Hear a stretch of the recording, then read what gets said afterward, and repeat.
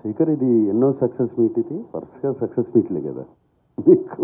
All films all films you sit here after the film releases and you having a success.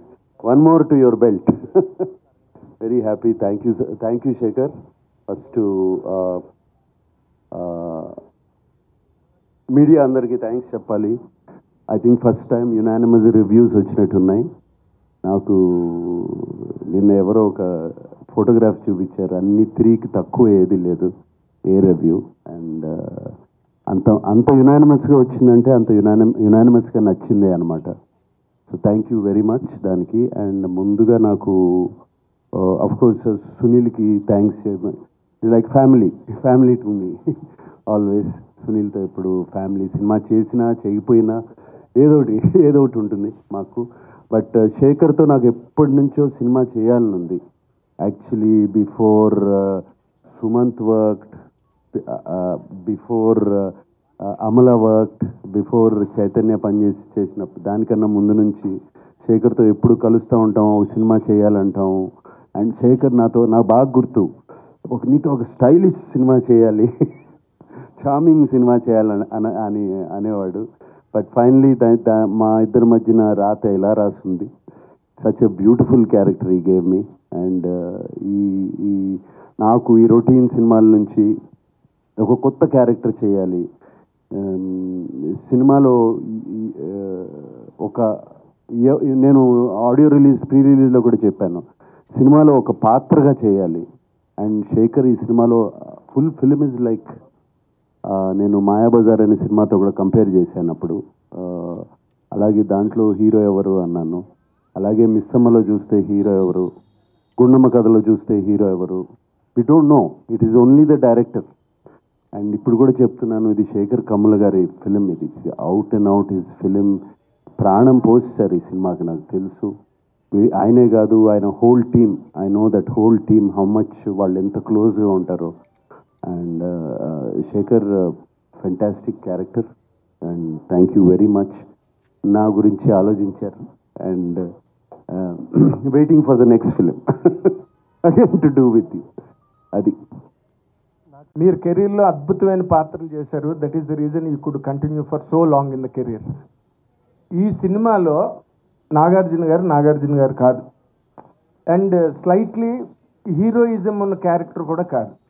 చిన్న villainish touch ఉంటుంది ఫిల్మ్లో, తర్వాత మళ్ళీ guilty character కింద turn అవుతుంది. లాస్ట్ ఫైనల్గా సాక్రిఫైజింగ్ రోల్గా ఎండ్ అయింది సినిమాలో. మీరు ప్రధానంగా ఈ క్యారెక్టర్ని ఎంచుకోవడానికి కారణం ఏంటి? What is your personal experience as an actor he's done N number of characters in the career? ప్రధానంగా ఈ క్యారెక్టర్ని ఎంచుకోవడానికి కారణం శేఖర్ కమ్లానే. ఆయనతో పనిచేయాలి, ఆయన మీద ఉన్న నమ్మకం. ఎందుకంటే ఆయన సినిమాలు అన్నీ చూశాను, almost everything I have seen. ఆయన క్యారెక్టర్స్ని ఎంత బాగా జస్టిఫై చేస్తారో తెలుసు. ఈ కథ విన్నగానే నాకు అనిపించింది నాది మెయిన్ క్యారెక్టర్ అని. ఎవ్రీబడి నా చుట్టూ తిరుగుతున్నారని, స్టార్టింగ్ నుంచి ఎండ్ వరకు. మేబీ స్క్రీన్ స్పేస్ ఇంకోళ్ళకి ఎక్కువ ఉండొచ్చు, but that is not the criteria. నాకు ఈ కథ వినగానే this is Deepak's film from start to ending, కథ విన్నగానే. అండ్ శేఖర్ చెప్పినప్పుడు కూడా అలాగే చెప్పాడు నాకు. ఈ క్యారెక్టర్ ఆర్క్ చాలా బాగుంది. సో నాకు అది బాగా నచ్చింది. ఇప్పుడు జిమ్ సౌరభ్ గారి arc, gym Saurabh did a fantastic job. But is arc ఒకటే వెళ్తుంది. అలాగే ధనుష్ గారిది ఇట్స్ ఓన్లీ 2. హోమ్లెస్, అక్కడ నుంచి ఎడ్యుకేట్ అవటం, మైండ్లో ఒక గిల్ట్ కాంప్లెక్స్ కానీ ఇది కానీ అది ఇది సాక్రిఫైజింగ్ కాంప్లెక్స్ కానీ ఏమీ లేదు. ఆ క్యారెక్టర్ వెరీ ఇన్నోసెంట్ క్యారెక్టర్. ఒకటే గ్రాఫ్లో వెళ్తుంది, సింగిల్ లైన్లో వెళ్తుంది. నా క్యారెక్టర్కి శేఖర్ గారు 3 షేడ్స్ ఇచ్చారు యాక్చువల్గా. So they are 3 shades. So అందుకనే ఈ క్యారెక్టర్ బాగా నచ్చి చెప్పినగానే వెంటనే నేను చేశాను ఈ character. And it is proving on screen. నాకు వచ్చే కామెంట్స్ కానీ, మీడియా రాసిన కామెంట్స్ కానీ, ఫ్రెండ్స్ చెప్పే కామెంట్స్ కానీ, చూసిన వాళ్ళు కానీ, అండ్ ఫ్యాన్స్ కూడా బాగా ఎంకరేజింగ్గా ఉన్నారు. అండ్ కింగ్ ఇస్ కింగ్ అంటున్నారు. So very very happy. చైన్ కింగ్. అండ్ శేఖర్ గారు, మీరు ఈ సినిమాలోని ఇంత పెద్ద బడ్జెట్, ఇంత పెద్ద స్టేక్ ఉన్న ఈ సినిమాలో నాగార్జున గారు చూపించకుండా రష్మిక గారిని ఏదో ఏడుస్తూ ప్లాట్ఫామ్ మీద ఇంట్రడక్షన్ ఇచ్చి అండ్ ధనుష్ లాంటి హీరోని కూడా మీరు ఒక బిచ్చగాడిగా ఓపెన్ చేసి ఇదంతా చేయడానికి what was your real inspiration behind this అండి? అంటే కథ కథ కథని నమ్మడం. హౌ డిడ్ జనరేట్ అని అడుగుతున్నాను. ఏదైనా ఇన్స్పిరేషన్ ఉందా మీకు ఈ కథ ఇలా చెయ్యాలని? ఏంటంటే దీని ఆ కథ పుట్టుక గురించి నేను ఏం చెప్పలేను. ఎందుకంటే నేను జనరల్గా అంటే ఏదో సినిమానా ఏదో నవల ఏదో కథ చదివి చేశాను అని అనలేను. నేను సంథింగ్ ఇట్ అక్కడ ఏదో చాలా ఈ దేశంలో కానీ ప్రపంచంలో కానీ చాలా డిస్పారిటీ ఉంది.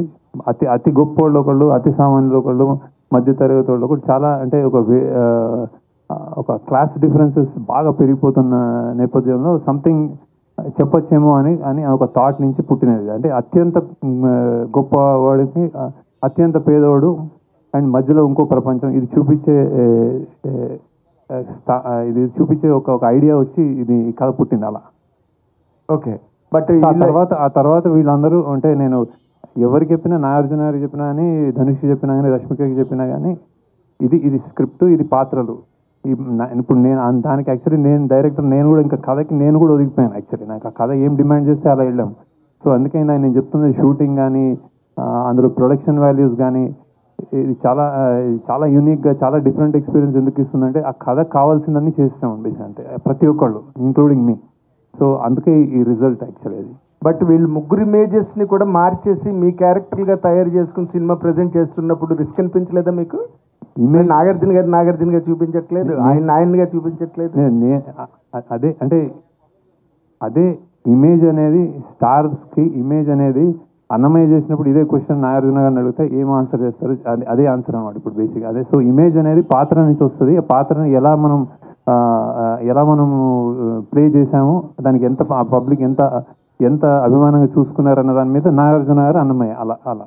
సో నాగార్జున గారు శివ. సో పాత్ర నుంచే స్టార్డం పెరుగుతుంది, పుడుతుంది అని నా అభిప్రాయం. సార్ ఇప్పుడు తండే సినిమాతో చైతన్య కంటిన్యూ చేశారు, సక్సెస్ మీరు కంటిన్యూ చేశారు కుబేరాతోటి, నెక్స్ట్ లెనిన్తో కూడా. అంటే ఇది నామ సంవత్సరం అక్కినేని నామ సంవత్సరం అనుకోవచ్చేమో, నామ సంవత్సరం అక్కినేని నామ సంవత్సరం అనుకోవచ్చేమో. తండేలతో సక్సెస్ తెలుగు సినిమా హిట్ నామ సంవత్సరం. సూపర్. అయితే సార్ ఇందులో రష్మిక సాంగ్ ఒకటి తీసారు, ఇందులో చాలా బాగుంటుంది సాంగ్. అది రన్ టైం తగ్గించి ఆ సాంగ్ పెట్టచ్చు కదా. ఫస్ట్ ఆ సాంగ్ చాలా బాగుంది, అది పిప్పి పిప్పి డూమ్ డూమ్ అనే సాంగ్. యాక్చువల్ డ్యూరేషన్ అంటే అది సాంగ్ ఉండి తర్వాత తీయలేదు మేము. అది ప్రమోషనల్ సాంగ్ ఏదైనా చేద్దాము అని ఒక నార్త్లో ఇప్పుడు పాన్ ఇండియా సినిమా అనుకున్నప్పుడు కొన్ని అలా చేస్తూ ఉంటారు వాళ్ళు బేసిక్గా. సో అలా స్టార్ట్ అయ్యి కానీ సినిమా పేసింగ్లో అది అడ్డుపడుతుందేమో అనుకుని మేము పక్కకి జరిగాము. సో ఇప్పుడు వేరే మంచి సీన్లు తీసి పెట్టేయడానికి సినిమా నేను అంత లూజ్గా రాయనండి. అంటే ఎక్కడ తీసేయచ్చు ఎక్కడ పెట్టేయచ్చు అని జరగదు. ఒక్క సీను ఒక డైలాగ్ తీస్తే సినిమా ఉండదు. అలానే రాస్తాం మేము బేసిక్గా. సో అంత ఈజీ కాదు. అంత ఈజీ అంటే నాకు హ్యాపీ యాక్చువల్లీ పెట్టేద్దామని. అవును